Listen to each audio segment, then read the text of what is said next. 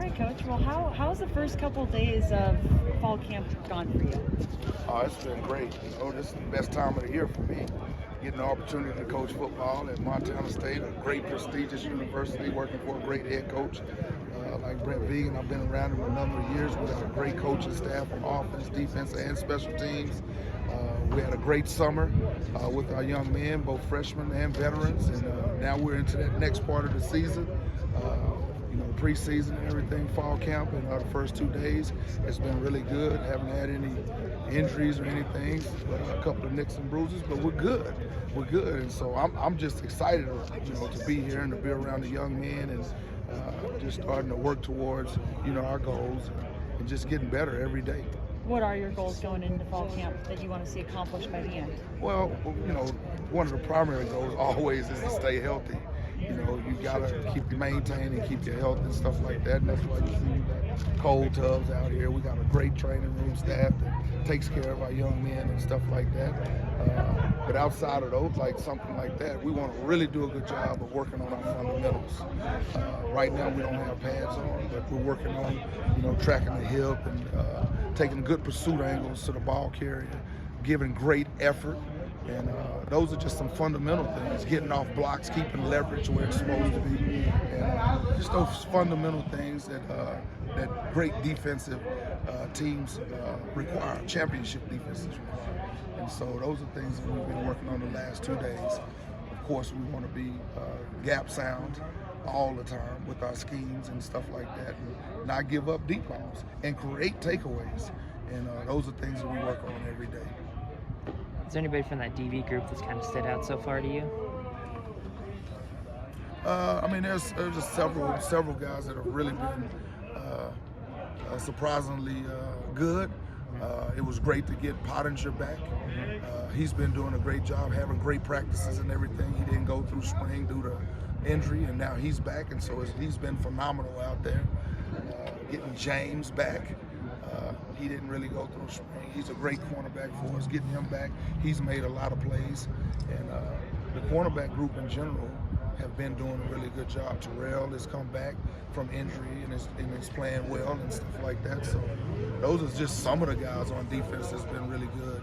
Callahan, O'Reilly coming back gives us great amount of leadership. And then I definitely can't speak without speaking Ty Cotta's name. Having him back, just his mentality, his attitude, his leadership skills, both verbally and through his actions, are phenomenal for the whole team. And in particular on defense, he does a great job of creating a standard for everybody to follow.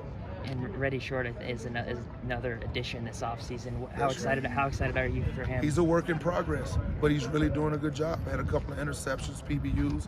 He's learning our scheme and our defense, the run fits and where it needs to be in pass coverage and stuff like that, and all the adjustments.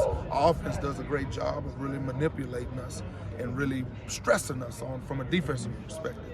And so it's really training him, but he's made great progress over 2 days. So, but we're early in the installation. So, Yeah, you mentioned Ty's leadership. How big will that, replacing some starters on defense? How big will it to have a guy like Ty, Jeff, Callahan, on that defense, have some leaders there coming into this year? Well, it's very big. It's the most important thing. Your leadership is always the most important thing.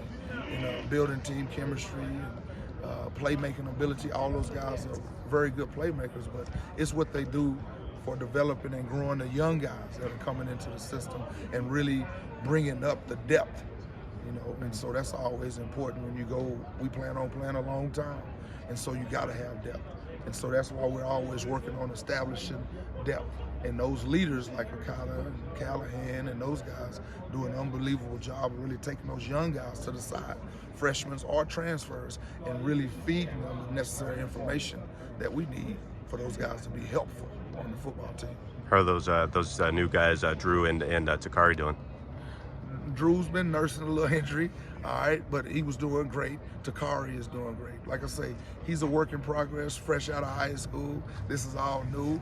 I'm sure they're in a little bit of shock right now with the amount of work that we require and the amount of attention to detail and discipline that it requires. But he's on track. he's on schedule where we would like him to be. He understands coverages. He's a smart football player. Is there any timetable for Drew that you can provide as far as? I'm not 100% sure. Gotcha. Okay. I know he's there working on that. Our training room staff is. What's it been like working with Coach Shepard? Coach Shep? Coach Shep is good. You know, Coach Shep has played in the system, worked in the system, and you know, he's a part of our system. And so it's been really good knowing and getting the chance to work with him, with somebody that knows the terminology and the verbiage and the expectations and the standard that's required within this system. And you know, he's young, I'm old, he's young, so it's a good combination of youth and I guess some wisdom and experience with me, and so we kind of come in the middle and really work with the young man. He's doing a great job with the corners and stuff like that, and just bringing energy and enthusiasm and an NFL perspective, because he played in the NFL, and so that's a nice perspective to have. So the young men, our players, have been very excited to have him as a coach. How do you feel like Brody Grebe has done so far in the past couple of days, and who do you see kind of filling those big spots up front? Brody is definitely one of the guys that we expect to be a playmaker for us in the run and in the pass game. And he's made tremendous strides, especially during the spring and stuff like that. We expect him to be a starter and fulfill a lot of those plays that were made that's gone now. Right. And so he has to become a playmaker. Sebastian, we expect him, you know, he's really the cornerstone of the front seven. So he really has to be dynamic and explosive in the middle, especially with stopping the run, but also pushing the pocket, putting the pocket in the quarterback's lap. So the expectations for him are very big. And so, you know, those are guys that, you know, two of the guys in the front that we expect to be, you know, playmakers. With some of these new like NCAA rules, you guys actually got to have some sort of like OTAs, so to say, this summer as a first-year head coach with this program. I mean, how beneficial was that to you to actually get out on the field with some of these players and, you know, have a ball on the field? The more opportunities that you have to watch film, to get in the classroom and to teach them on the board, and then go out on the football field and then practice and rep through walkthroughs, run-throughs, and then live reps and stuff like that during the summer, it always pays dividends during the season. And so that's been, we're lucky to have that, because I know in the past you weren't able to do those things with the coaches. You was only with the strength and conditioning coaches. So at time with the players, working with them, builds chemistry within the group. It builds team chemistry between the coaches and the players and stuff like that. And we can get on the same page from a scheme standpoint and understand what our goals and objectives are from the long term. And so now we're just ahead of the game start because of that. I was going to say, how far, like what extra head do you think you are in making that leeway where maybe you would be making that chemistry now, but you've already got the base of that set? Yeah, like for example, like a lot of times if you didn't have that amount of time, you know, you would spend a lot more time in the classroom, a lot more time on the board explaining and going through the film. You do that now, but it's less of that. You know, you don't have to start from the ground bottom, so to speak. Now you can really start detailing out exactly what each position is required to do, and really work on not just the alignment and assignment, but the technique part of it, which is critical. So we're more focused on the techniques instead of alignment and assignments. Not that we still got to continue to work on those, especially with some of the young guys, but with a lot of the older guys, because of what we had during the summer, they already know the alignments, the assignments, and the keys. Now it's just a matter of executing the technique and polishing those things. Coach Vigen said this first week and a half is when you kind of find out which freshmen will be able to contribute to the team, like when games start popping up.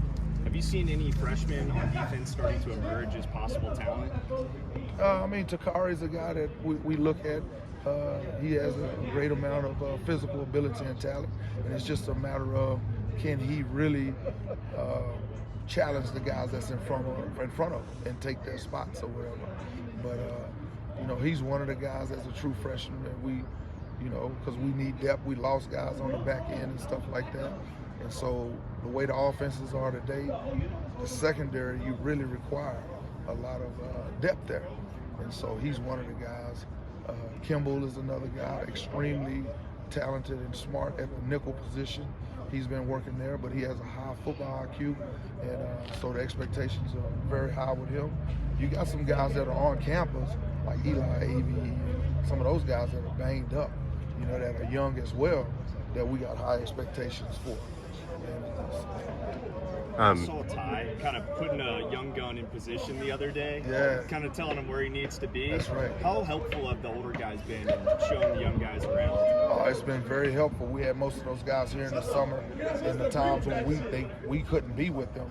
Those like a Ty Cowder and Grebe and those older guys, Callahan, they do a good job of taking those guys underneath their wings and really showing them, you know, the path and the direction of the program, and then really training them within our system and in our playbooks and everything.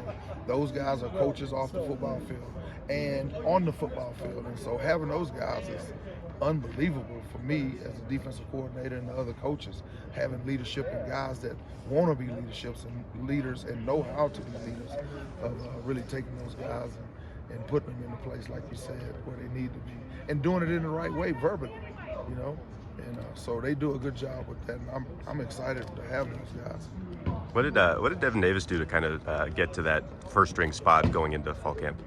Had an unbelievable spring. He made a lot of plays. Him and Drew Polidor played unbelievably in the spring, made a lot of plays and stuff like that. And we kept it very simple in the spring so we could really see who the playmakers are. And they didn't have to do a bunch of thinking. But now we're starting to employ the whole playbook. And so now we'll see if they can continue to make those plays with us adding more defenses and stuff like that within there. But he's just been a playmaker, and his work ethic is as good as anybody's on the team. He has a great, he has a great amount of resiliency. I mean, when he gets beat, you know, just like a defensive back has to, you got to have alligator skin, because every once in a while you're gonna get beaten. You got to shake it off, recover, go back and play another play. And so you got to have a short memory, and he has a short memory, and that makes him a really good cornerback. And he's long, you know, long arms. That radius, that always creates problems for wide receivers and quarterbacks. And so if he continues to tackle, when we get to tackling, and he continues to make plays, it's going to be hard to replace him. You know, so.